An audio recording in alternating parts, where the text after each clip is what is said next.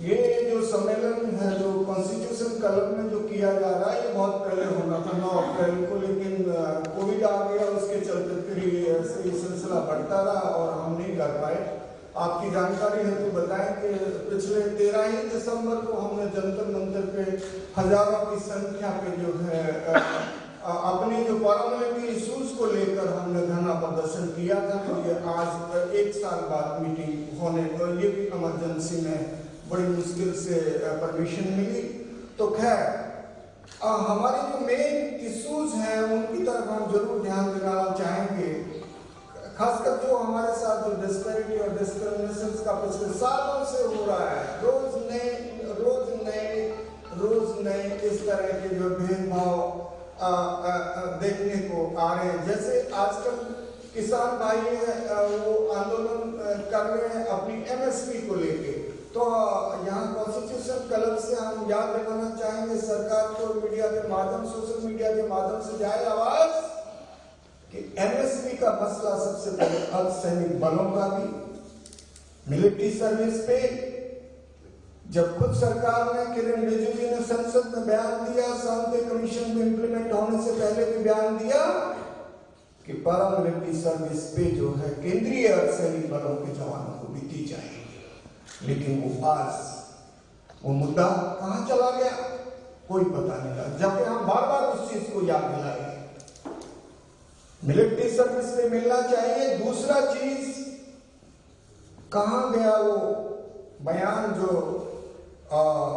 राजनाथ जी ने 2016 में एक बयान दिया 27 सितंबर 2016 कि सेना की तर्ज पर अर्धसैनिक बलों को भी सुविधाएं दी जाएंगी। सरकार से हम पूछना चाहेंगे कि भाई कौन सी आपने हमें सुविधाएं दी?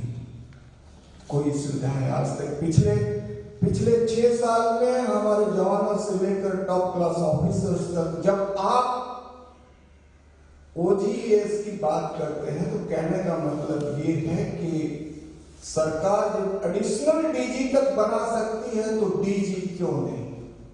हमारे ही कैडर ऑफिसर को अगर आप डीजी बनाए जो कंपनी लेवल और बटालियन लेवल से जवानों के साथ साथ रहता है, उनको बेहतर पता है कि जवानों को क्या दिखते हैं। हम आईपीएस लॉबी का घोर विरोध करते हैं कि तू चल में आए और कुछ दिन के बाद चले गए, जवानों से कोई लेना देना नहीं। अभी 6 महीने तक हिंदुस्तान की सबसे बड़ी बॉर्डर गार्ड फोर्स डीजी का पद 6 महीने तक खाली रहा, तो हेडलेस हो गई फोर्स। तो क्या किसी खास ऑफिसर का आने का इंतजार किया जा रहा था कि जब तक वो निमट जाएंगे, उनके ऊपर जो इस तरह की तलवार लटकी हुई है, जो कोर्ट उसको फाइनल कर दे तो उसी को बैठा दो।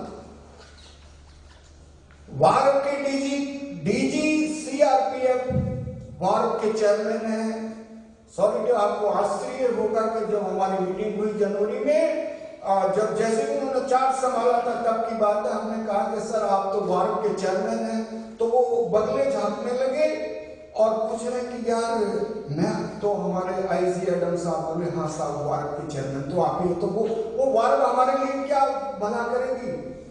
दूसरी मीटिंग अभी रिसेंटली डीजी सीआरपीएफ से दूसरी मीटिंग भी हमारी 28 अगस्त को हुई, और 28 अगस्त को आपको ताजुब होना चाहिए जब हमने कहा कि ये पैरामिलिट्री वेटरन्स के लिए, रिटायरीज के लिए मीटिंग बनी है, वार जो रिहेबिलिटेशन और वेलफेयर बोर्ड है, तो आप कम से कम वेटरन्स के साथ पूरे स्टेट के जितने भी अलग अलग एसोसिएशन है उनके प्रतिनिधियों को बुलाइए और आप जो है मसले वो सुलझाइए, जो हमारे दुख हैं, तकलीफें। आप इसलिए तो वार का चेयरमैन आपको बनाया, पहले डीजी एसएसली होती थी।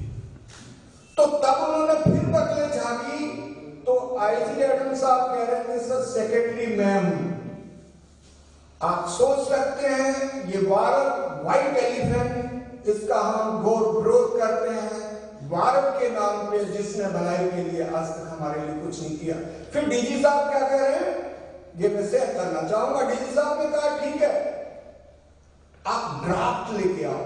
तो भैया आपके जो वेलफेयर ऑफिसर हैं, जो हर स्टेट में हर डिस्ट्रिक्ट में अलग अलग पोस्टों में डीएसओ या डब्ल्यूएफ बना रखे हैं आपने, वो किस लिए हैं? अगर हम आपको, हमारी तो 29 जुलाई को पिछली बार गृह मंत्री राजनाथ जी से मुलाकात हुई और हमने कहा, बोला भाई बताइए, मैंने कहा सर इस बिल्डिंग में आप बैठे, इसको सीआरपीएफ ने बचाया था, फिर ऐसी क्या भूल हुई कि हमारे जवानों की आपने पेंशन बंद कर दी? एमएसपी का मुद्दा है, मिलिट्री सर्विस पे सरकार ने खुद कहा था, आपके जो उत्तराधिकारी जिनके हैं उन्होंने, राजनाथ जी ने, रक्षा मंत्री जो आजकल है, उन्होंने खुद कहा था।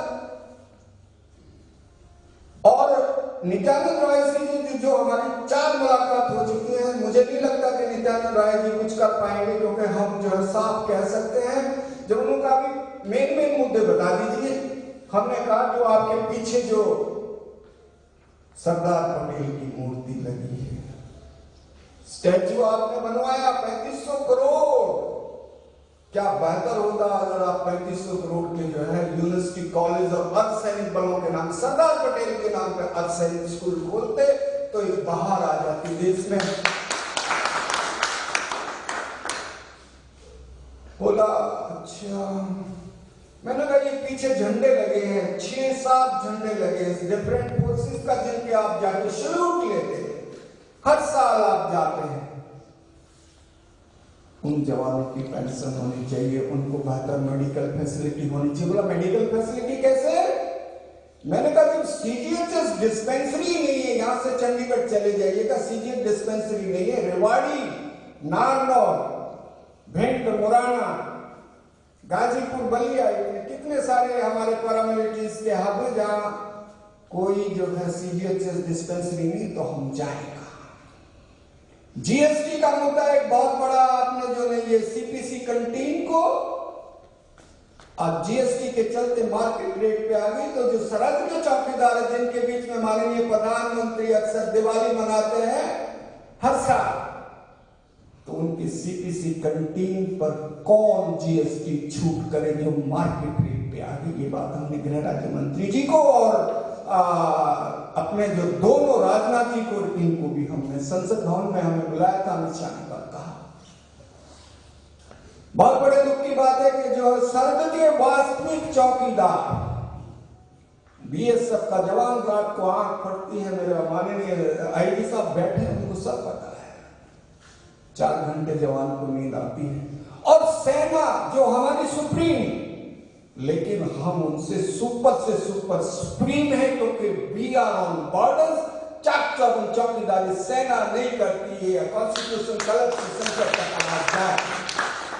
चौकीदारी जो करते हैं उनको आप कुछ दे देंगे, हमसे क्या भूलिए, हमारी पेंशन आपने बंद कर दी, आपने एनएफयू हो चाहे ओजीएस हो चाहे ओपीएस, 3O ओआरओपी आप देंगे कहां से, जो पेंशन ही नहीं बंद कर दी। आप कम से कम ओपीएस लागू कीजिए, ओजीएस को ढंग से लागू। ओजीएस का मतलब ही यही है, अगर मेरे से कोई पूछे सर बताएंगे डीजी साहब कि भाई अगर आप हमारे ही कैडर ऑफिसर को जिस दिन डीजी बनाएंगे, वो उस चीज को हम जो है जरूर जो है कह पाएंगे।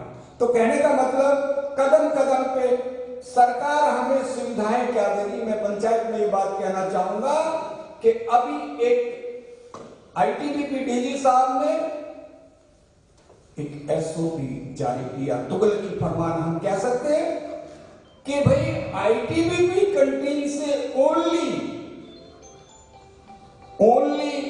आईटीबीपी पर्सनल ले सकते हैं, मदरा वगैरह, बाकी फोर्सेस नहीं ले सकते। हमारे रेवाड़ी वाले आए हैं, वो कह रहे हैं कि साहब ये आईटीबीपी वाले नहीं दे रहे। कर्नाटका वाले आए हैं, वो कह रहे हैं आईटीबीपी। उत्तराखंड वाले आए हैं, वो कह रहे हैं आईटीबीपी ने बंद कर दिया। तो ये सीपीसी क्या है? सीपीसी का मतलब तो यही है ना कि भाई जैसे आर्मी के जवान होते हैं, सीएसडी से कोई सामान लेते, जिसको जो सुटेबल करे वहां से कार्ड बनवाया ले ले। इसका हम घोर विरोध करते हैं और इसके बारे में अभी हमारे गृह राज्य मंत्री से मुलाकात होने जा रही है उसमें हम इस चीज टेकअप करेंगे। क्या डीजी आईटीबीपी ने एसओपी तुगलकी फरमान जारी करने से पहले क्या होम मिनिस्टर, होम सेक्रेटरी या गृह राज्य मंत्री से पूछा? अगर बाकी फोर्सेस भी ऐसा करेंगे तो क्या पूछेगी? घोर विरोध करते हैं सर।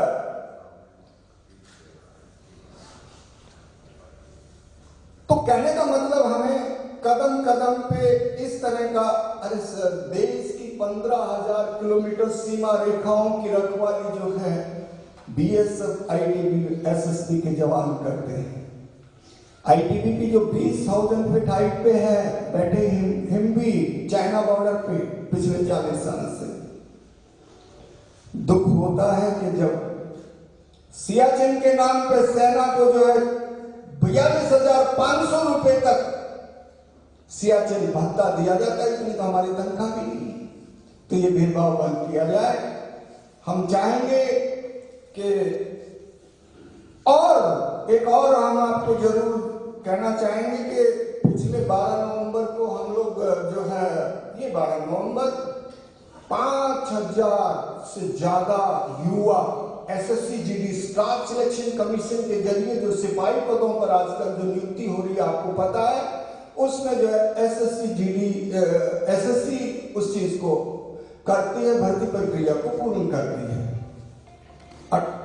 अब हम इनकी आवाज क्यों उठा रहे हैं? क्योंकि कल ये युवा केंद्रीय अर्धसैनिक बलों का ही तो हिस्सा बनेंगे, हमारे ही पैरामिलिट्री परिवार का हिस्सा बनेंगे। हमने कहा 3 साल से ज्यादा लंबी प्रक्रिया चल रही है, इन बच्चों को भी, जबकि खुद नित्यानंद राय साहब बोले हैं, संसद में बयान दिया कि केंद्रीय अर्धसैनिक बलों में 1,11,000 से ऊपर की सिपाही के पद खाली, ऑफिसर्स के तो बहुत और तक, वो उन्होंने डिटेल नहीं दिया। तो हम चाहेंगे कि जो 85,000 मेडिकल फिट युवा जो सारी प्रक्रिया पूर्ण करके 3 साल से इंतजार करें, जो ओवर एज की कगार पर है, चाहेंगे कि ये सरकार तक आवाज जाए कि उन युवाओं को जल्दी से सरहदों पर भेजा जाए ट्रेनिंग देके, ताकि हमारी सरहदें मजबूत हों। ऐसा हम ये प्रस्ताव में, इसमें मेमोरेंडम में भी ये चीजें लिखी गई है। और जो है लास्ट में हम ये चाहेंगे